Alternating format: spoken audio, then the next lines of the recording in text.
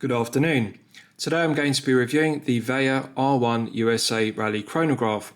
This watch is available from vaerwatches.com for $398, which is €377. So firstly, let's look at the watch box that the watch comes in, and then I'll talk you through the specifications of the piece.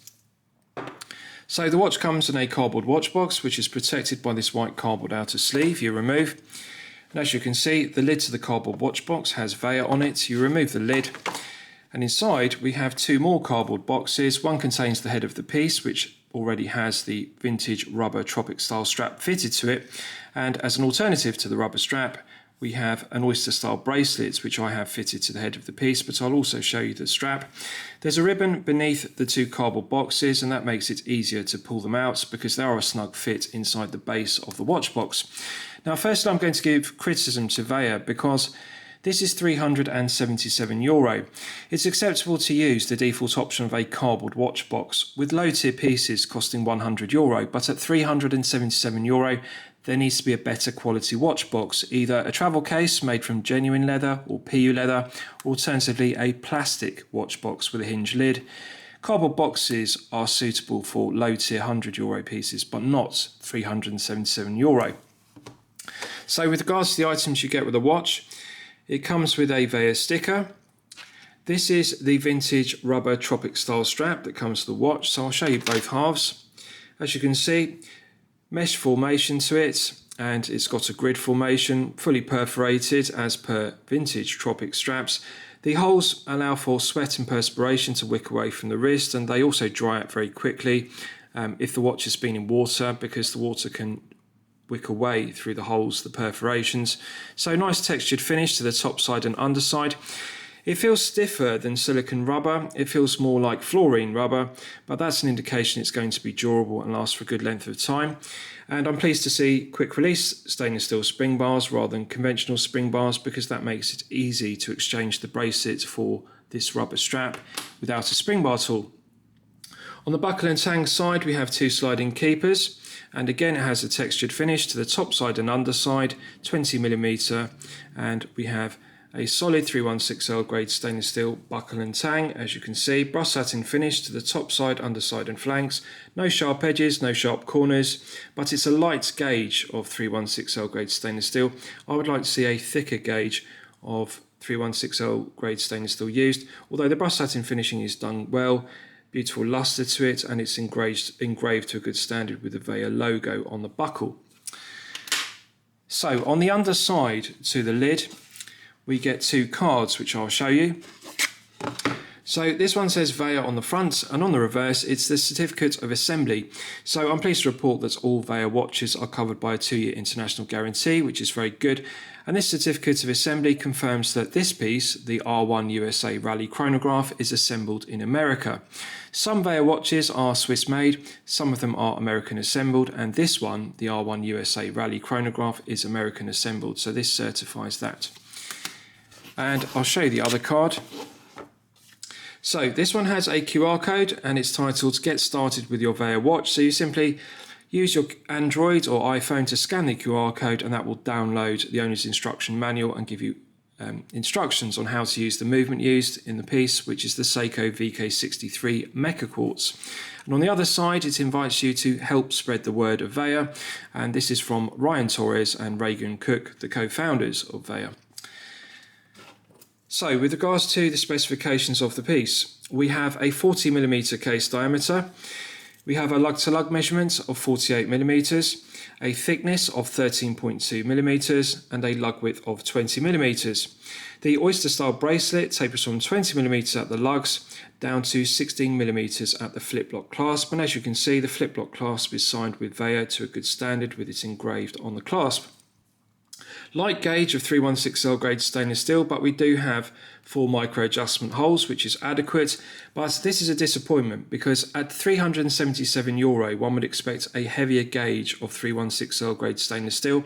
I would also like to see at this price point a micro adjustment mechanism, because yes, 4 micro adjustment holes in the flanks, 4 holes drilled, is acceptable, but micro adjustment is expected at this price point. We're not looking at €100 to €200 price point piece. This is 377. So I think they could improve upon the gauge and also introduce a micro adjustment mechanism to this clasp to improve the quality and value of this piece. Another change I would like to see is the introduction of female pivoted end links, because this has 48mm lug to lug, which is the perfect lug to lug measurement for all wrist sizes. But however, the effective lug to lug measurement is extended because we have a long middle section to the end link, which is solid 316L grade stainless steel. Female pivoted end links give a better fit, especially for smaller wrist sizes of 6 to 7 inches on a 48mm lug to lug dimension piece. Male end links make the piece longer and therefore it's more suitable for 7 to 8 inch wrists. This is 40mm, and in order to make it fit smaller wrist sizes better, female pivoted end links would be an enhancement. So we have a single domed sapphire crystal with blue tinted AR coating on the underside. I think they have made a mistake here. If I tilt the piece at an oblique angle, you can see the blue tint of the AR coating. This has a cream dial. Blue tinted AR coating works better with blue dials. This is a cream dial, and therefore for better clarity and for the bright colours on the subdials, they would have better clarity with clear AR coating. By tinting it with blue, one always gets this blue tint to it, as you can see at an oblique angle, and therefore the bright colours on the subdials and the cream matte dial, one doesn't see them as clearly. So clear AR coating rather than blue would be better. The other mistake is single dome sapphire crystal. I would prefer to see a double dome sapphire crystal. The problem with a single dome sapphire crystal is it's flat on the underside and curved on the top side. With a double dome sapphire crystal, it's curved on the underside and curved on the top side. When you tilt the piece at an oblique angle, it's a characteristic of single dome crystals that you get a magnification effect because it's flat on the underside rather than being curved, and you get this distortion, as you can see. So it has a magnification effect but also a distortion effect. So when you view the piece at an oblique angle, it distorts. With a double dome sapphire crystal, it deletes the distortion because it's curved on the underside. So when I tilt it at an oblique angle, with a double dome sapphire crystal, you don't get the magnification, you don't get this single dome distortion. Very simple to change. They simply exchange the single dome sapphire crystals with double dome sapphire crystals, and that would rectify the mistake. The magnification effect really isn't desirable. I think it would be better to have a double dome sapphire crystal without the magnification and therefore without the distortion. So with regards to the dial layout, good symmetry to the subdials, and I like the bright colours. It gives it a nice retro look as per 1960s pieces or 1970s pieces, and the quality of the printing on the dial is good. The syringe hands are correctly proportioned because the minute hand, which is a syringe hand, the tip of it extends all the way to the tachymeter scale and also the minute ticks. The syringe hour hand extends to the applied indices, so the handset is correctly proportioned, and I like the contrasting yellow chronograph hand because it does add interest to the cream dial. So it's aesthetically pleasing, although there is quite a large depth because of the rehorts, and that's a characteristic of using a thin movement. This uses the Seiko VK63 Mecha quartz, which is thin, but it is housed in a thick head of the piece. This is 13.2mm, and that is the kind of thickness one would expect with an automatic piece with a rotor, not a Mecha quartz piece. The advantage or the benefit of using a Seiko VK63 is it's thin. It's a thin Mecha quartz movement. So therefore they could slim down the head of the piece to only 10 to 12mm, but this is tall. It's 13.2, and it is noticeable on wrist, and that is due to this large single dome sapphire crystal. If they used a flat sapphire crystal, that would reduce the thickness of this piece by 1mm down from 13.2 to 12.2, and therefore make it less top heavy and wear better, more comfortably on the wrist. So I'll show you the case back and also the clasp. So flip lock clasp, and as I've detailed, the gauge of the clasp I think is too thin. They need to upgrade it, but the interior is solid mil 316L grade stainless steel, no sharp edges, no burrs, doesn't have sharp corners, and beautiful luster to the brushed satin finishing, so it is well finished. The 3 hinge pins are a tight fit, so the tolerances are good, but we've got the lack of micro adjustment. If you look there, they really should have a ratcheting mechanism, and you can see how thin the gauge of the metal is in the body of the clasp. The gauge needs to be upgraded. So I'll show you the case back. Solid 316L grade stainless steel. Screw down case back, provides an effective hermetic seal to 100 meters, engraved to a good standard with Vaer and also the specification.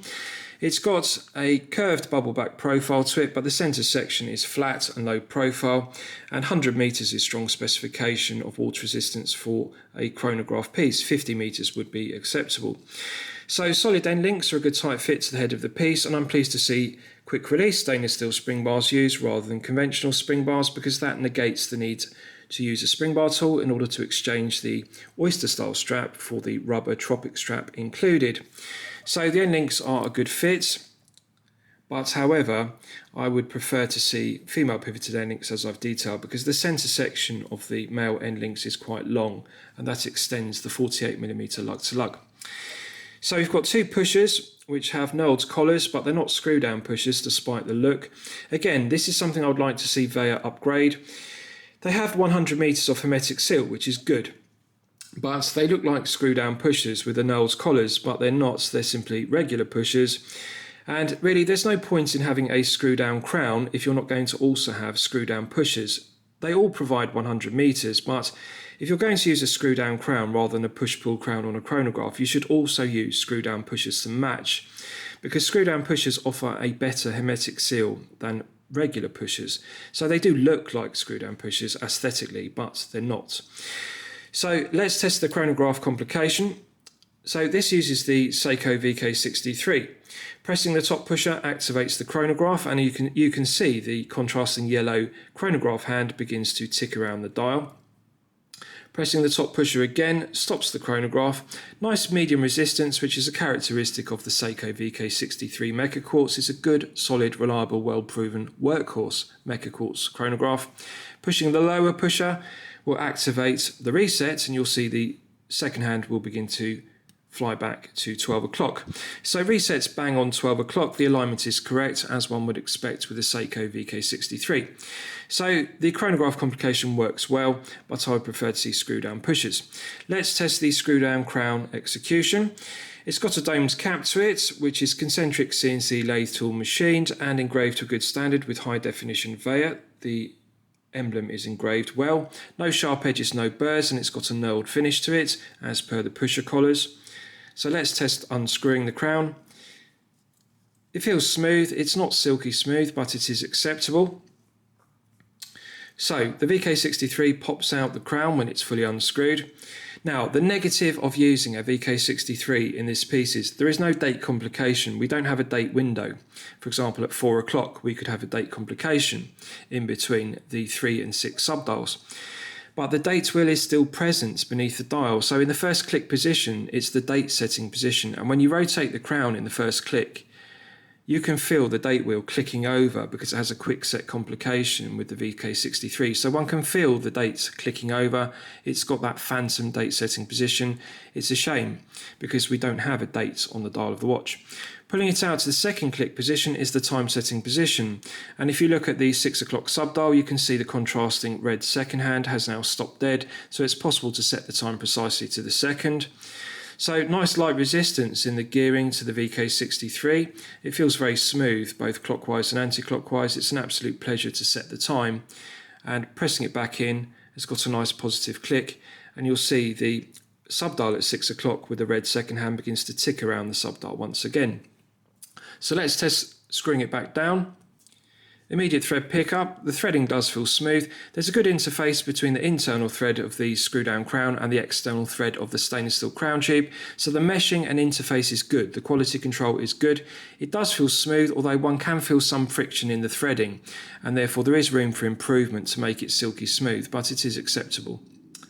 Right, so I'll give you a wrist shot and you can see how it fits on my 8-inch wrist. Now, I haven't sized the bracelet, but I am on position 4, the maximum of the 4 micro adjustments, the 4 holes in the flanks of the bracelet.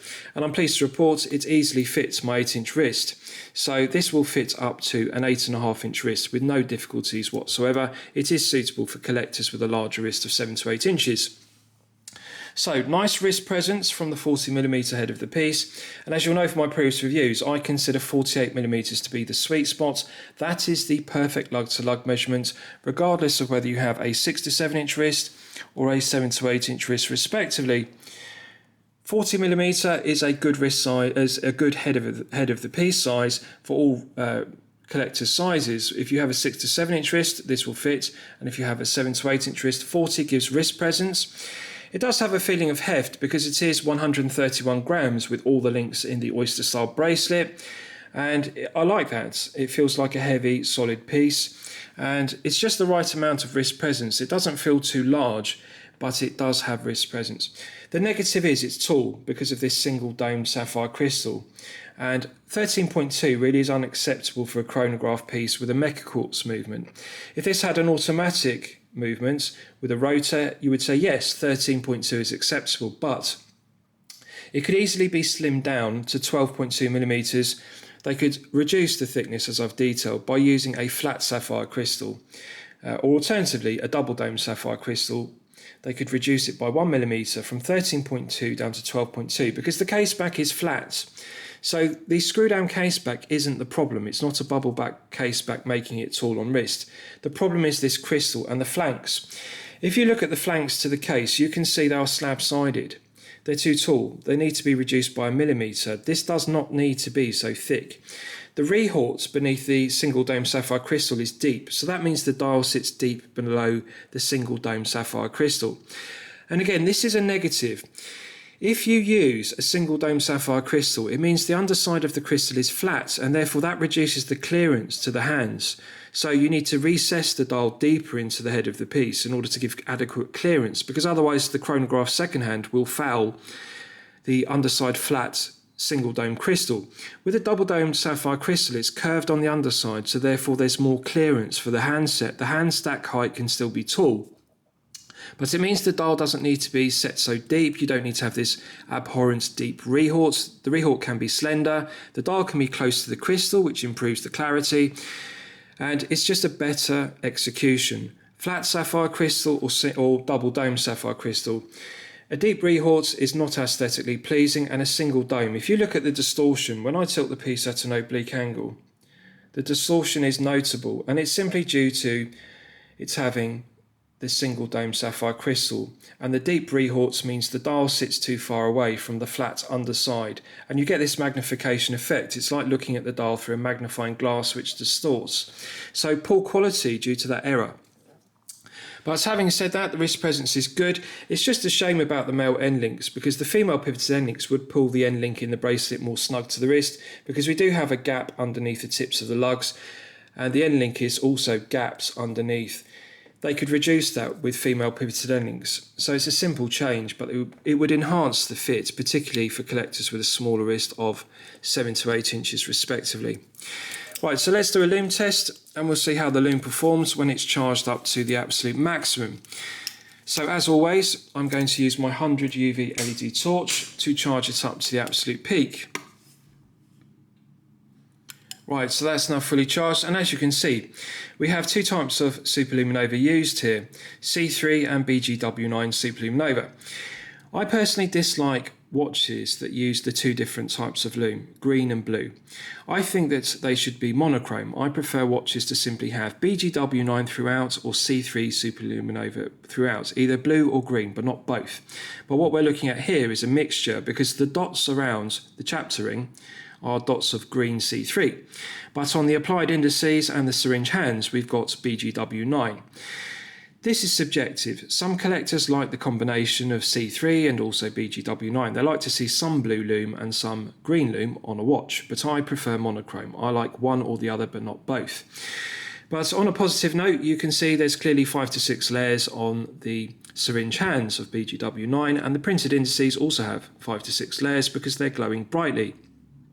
There's good symmetry, and we've got the dots also around the chaptering in green C3. So the symmetry, the legibility is good. And of course, there's an absence of the indices at 9, 6 and 3 due to the subdials, which is acceptable. There is no room for the applied indices there, although they could use half an index on each of those positions in order to enhance the legibility and the symmetry.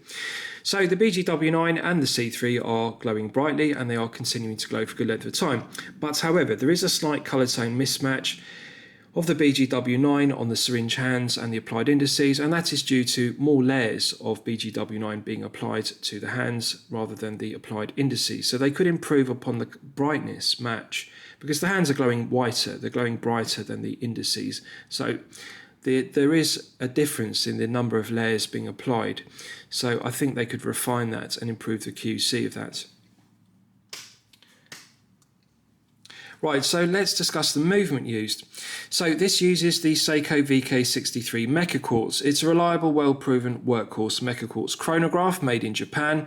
It has 0 joules and it runs, it has a 3-year battery life, and the stated accuracy is plus or minus 20 seconds per month. Now, I just want you to consider that for a moment. That's not plus or minus 20 seconds per day or per week. That is plus or minus 20 seconds per month. Better than plus or minus 1 second per day. Incredibly accurate movement. It's reliable. It's a good, solid, reliable workhorse movement. It has hacking, which is good. The negative is it has a phantom date setting position, as I've detailed in the crown execution test. The date wheel is present beneath this dial, and you can feel the date clicking over on the quick set complication. So, phantom date setting position is something that irritates a lot of collectors. It's nice to just have one click position on the crown for setting the time and hacking the movements only, without having that phantom date setting position, the first click to set the date. If you're going to use a VK63 Mecha Quartz, it makes sense to have a date window at 4 o'clock and use it, because the date complication is there beneath the dial, so you might as well use the date wheel. Deleting the date window at 4 o'clock means that you have a phantom date setting position, but you're not using the dates. This piece could have a date on it. So the other thing is, a Seiko VK63 is a good Mecha Quartz movement, but it's used in low tier pieces costing €100. This is not a 100 or 200 euro low tier piece. This is €377. One would expect a mechanical chronograph movement. For example, an automatic with a rotor, not a Japanese-made Seiko VK63, which is a battery-powered Mecha Quartz. It's acceptable at 100 to 150 euro to use a Seiko VK63. It is not acceptable at 377 euro. It is expensive. So I really think they need to upgrade the movement. And because this is a 13.2mm thick piece, there is enough room in the head of the piece with a tall slab size to the flanks to house an automatic chronograph, a mechanical chronograph, rather than battery-powered Mecha Quartz. So the problem isn't the depth. It's not the case that this is only 10 to 12mm thick and therefore they don't have the depth in the case to fit an automatic, a mechanical chronograph. We have the depth in the head of the piece, and we also have that deep rehorts, which indicates the dial is set low beneath the crystal. So clearly there's the capacity, there's the area, there's the volume available inside the head of this piece, but they haven't utilised it. They've simply used a slim Mecha Quartz movement in a thick head of the piece. So really they need to upgrade the movement. I think it's unacceptable to use a VK63 at €377. If this piece were 100 to 150 euro, you would say yes, it's acceptable, but not at 377. So lastly, I'll summarise the piece. What do I think of it overall? Well, when I'm considering reviewing a watch on my channel, the watch should meet 2 criteria. It should be both excellent quality and excellent value at the respective price points. So the price point of this watch is €377. It's clearly a low tier piece, but we're at the upper end of the low tier. Low tier is 100 to 500 euro, and then mid tier is 500 to 5,000. So bearing in mind it's at the upper end of the low tier, I consider the value to be poor at €377, and I'm going to declare the quality okay. It's acceptable, but there are so many refinements needed with this piece. I can't say that it is excellent quality. I can't say it's good quality. I'm going to say it's okay. The reason is because we have too many errors. it needs to have female pivoted end links. It needs to have a double domed sapphire crystal, alternatively a flat sapphire crystal, to reduce the thickness of the piece by 1 millimeter and delete the distortion which we are getting due to the magnification effect of the single dome crystal. It also needs clear AL coating versus blue tinted. As you can see, the blue tint reduces the legibility. Clear would look better with a cream dial. And the other negative, the other thing that needs addressing is the light gauge of 316L grade stainless steel in the clasp. As you can see, it's very thin. And I would like to see a micro adjustment mechanism introduced rather than just using the cost-cutting measure of drilling 4 holes in the flanks. So the clasp needs an upgrade, needs female pivoted end links, flat or double dome sapphire crystal, clear AR coating, and also an upgrade to the movement, because the VK63 is not good enough for a €377 piece. So I'm going to recommend it to you for consideration, but bear in mind the shortcomings, the things that need to be changed. Now lastly, I'm going to say one other thing. If you look closely at the subdial at 6 o'clock, it says American Assembly above in text. It clutters the dial. They could delete 10 ATM from the 6 o'clock position because this is negligible information. We do not need to know it is 100 meters water resistant on a chronograph. This isn't a dive piece. The water resistance rating is not interesting. It's a given that it's 100 meters. But they could delete 10 ATM and they could delete American Assembly, and that would clean up the dial, and simply put USA made either side of the 6 o'clock index. Because USA made means the same as American Assembly, but it's smaller text. And rather than having 10 ATM, USA made will look better, like Swiss made on watches. The other change they could make is add half an index beneath the subdial, because we have this gap underneath the 6 o'clock subdial. There is no index at 6. Now I appreciate they can't fit a full index because there's not enough room, but they could fit half an index. So they could add half an index at 9, 6 and 3 next to the subdials. That would improve the symmetry. They could then apply BGW9 on the indexes, or the indices. And I think that this gap at 6 o'clock spoils the dial, and then they've cluttered it with American Assembly and 10 ATM. So if they delete American Assembly, delete 10 ATM and put USA made either side of a half index at 6, that will clean up the dial and improve the legibility. It will look better balanced. So I hope you've enjoyed my review of the Vaer R1 USA Rally Chronograph. Please feel free to post your own comments below the video. Thank you for watching.